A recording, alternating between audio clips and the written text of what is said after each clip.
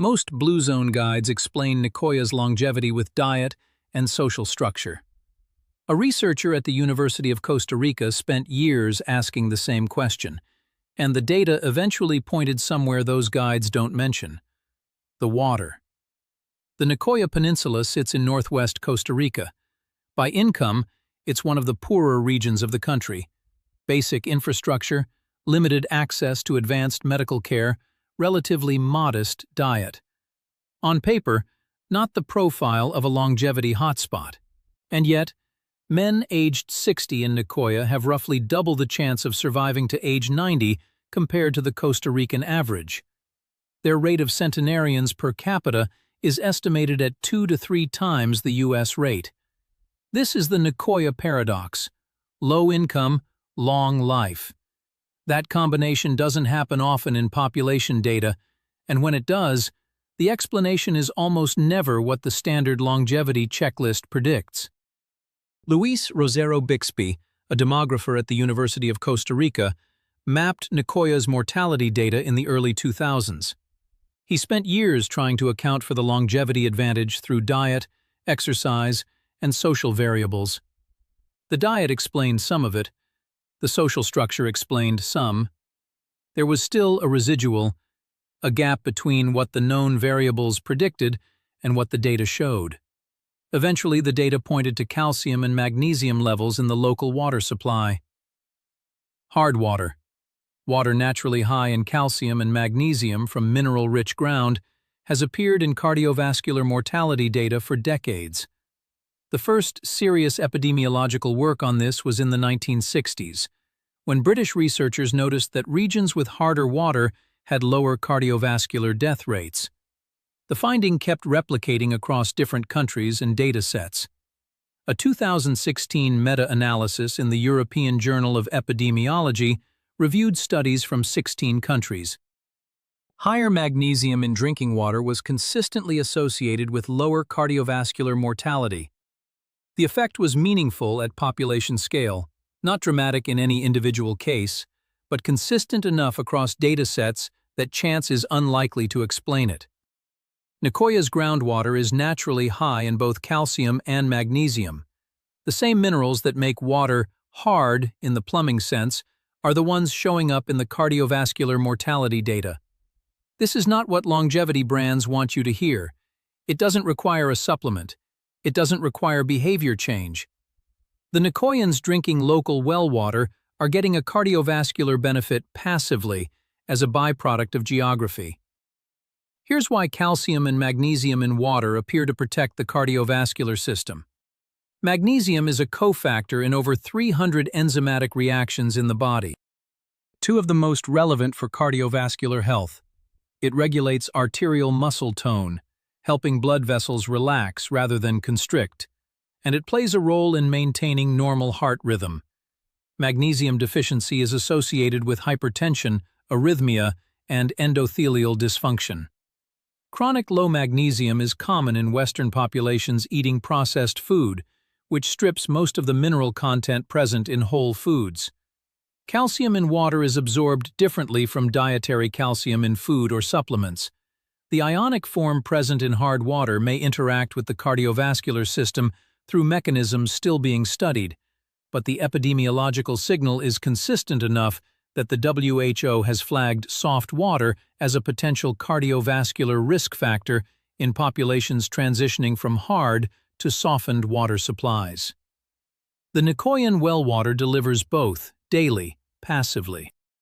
Every glass of water, every pot of food cooked in that water, every cup of coffee is a low-level cardiovascular mineral supplement that requires no decision. Rosero Bixby's analysis found that Nicoyans who had lived in the region longest, and therefore had the most lifetime exposure to local water, showed the strongest longevity advantage. Nicoyans who had moved away lost some of the advantage. This is a dose-response relationship, which is one of the stronger signals of causation in epidemiology. The water explains part of the Nicoyan advantage, not all of it. The second variable that shows up consistently in interviews with Nicoyan centenarians is harder to measure and harder to bottle: plan de vida. Spanish for reason to live, more specifically, a clear sense of purpose that makes getting up in the morning feel necessary. Every structured interview with Nicoyan centenarians documents it. They know what they're for. They have roles in their families and communities that didn't stop at retirement. They are needed by someone. This sounds soft. The biology behind it is not. The research connecting purpose to health outcomes is more robust than most people know.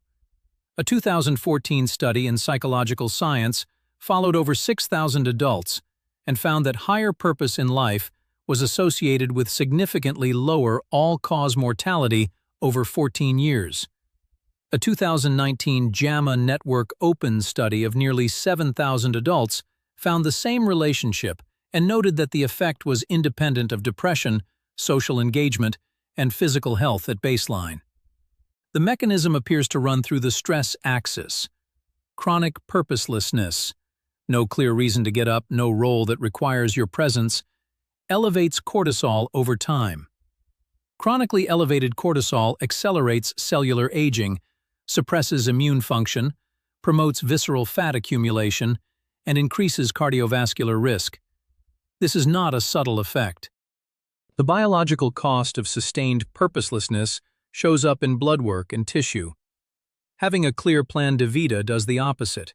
It keeps the stress axis regulated. It keeps cortisol in the normal diurnal pattern, high in the morning, declining through the day, rather than chronically elevated. It maintains immune competence and metabolic health as a downstream effect. Nicoyan centenarians typically maintain active roles in family life into very old age. Grandparents are integrated into households. They provide childcare, knowledge, cultural continuity. They are not retired into irrelevance. The biological consequence of that social role is real and measurable. The Nicoyan diet is worth covering accurately, and there's a connection to earlier episodes in this series that I want to make explicit. The staples: black beans, corn tortillas, squash, tropical fruits, small amounts of eggs and meat. Simple food, whole food, prepared in traditional ways. Black beans are high in anthocyanins, polyphenols with antioxidant and anti-inflammatory effects. They're also high in fiber, which feeds short-chain fatty acid production in the gut. The legume intake alone accounts for meaningful cardiovascular and metabolic protection. Here's the part most guides miss. The corn tortillas are prepared through a process called nixtamalization. Dried corn is soaked and cooked in an alkaline lime solution before grinding. This process, used in Mesoamerica for thousands of years, increases niacin bioavailability by over 700%. Niacin, vitamin B3, is a direct precursor to NAD+. If you watched episode 1 of this series, you already know where this goes. NAD+ is the molecule that declines 50% by age 50 and that NMN is designed to restore. Nicoyan centenarians are eating a traditional food that maximizes niacin absorption through a preparation method developed millennia before anyone knew what NAD+ was. They are not taking NMN. They are getting a meaningful NAD+ precursor from corn tortillas every day from childhood. Here's what I find genuinely interesting about Nicoya and what I think it proves about the longevity field more broadly. The Nicoyan longevity advantage is produced primarily by passive mineral exposure from local water, a cultural concept of purpose that prevents purposelessness from becoming chronic stress, a traditional food preparation method that accidentally maximizes NAD+ precursor absorption, strong family integration that prevents social isolation in old age. None of these are expensive. None require significant behavior change if you grow up in the system. None appear in the supplement aisle. The poverty paradox, low income, high longevity, is only a paradox if you believe that longevity is primarily purchased. Nicoya suggests it isn't. The most load-bearing variables in their longevity equation are either free, passive, or cultural. This is uncomfortable for an industry built on selling solutions. It doesn't have a simple parallel in the Western context. You can't move to a peninsula with mineral-rich groundwater. You can't install a multi-generational household structure overnight. You can't buy plan de vida. But you can understand the mechanisms and work toward them deliberately, which is what the protocol section is for. 4 practical takeaways from Nicoya. Magnesium. Most Western diets are deficient. 300 to 400 milligrams of magnesium glycinate or malate daily covers the gap that soft water and processed food create. Food sources: pumpkin seeds, dark leafy greens, legumes, dark chocolate. Plan de vida. Define yours in writing. 1 sentence. What requires your presence tomorrow? If the answer is unclear, that's actionable information, not a philosophical question. Social roles, creative projects, family commitments, community contribution. The biology doesn't care what it is. It cares that it exists. Black beans. Eat them regularly, not as a health food, as a staple. High fiber, high polyphenols, high protein for the calorie. A cup of black beans 3 to 4 times a week covers a meaningful nutritional gap in most Western diets. Nixtamalized corn. If you eat corn products, masa harina, the traditional nixtamalized corn flour used for tortillas, has dramatically higher niacin bioavailability than regular cornmeal or corn flour. The difference is the preparation method, available in most grocery stores, costs the same. Next, Icaria, Greece, the island where people forget to die, and the specific combination of afternoon napping, local wine, and herbal tea that may explain why cardiovascular disease rates are half what they are in the United States. The nap turns out to be doing something at the cellular level most people don't expect. Before you go, 2 quick notes. First, I'm an AI wellness educator, not a real person. Dr. James Chen is a synthetic character built to make longevity science more accessible. Second, everything in this video is educational content based on published research, not medical advice. Before starting any supplement protocol or making significant changes to your health routine, please speak with your physician. Links to all studies referenced are in the description.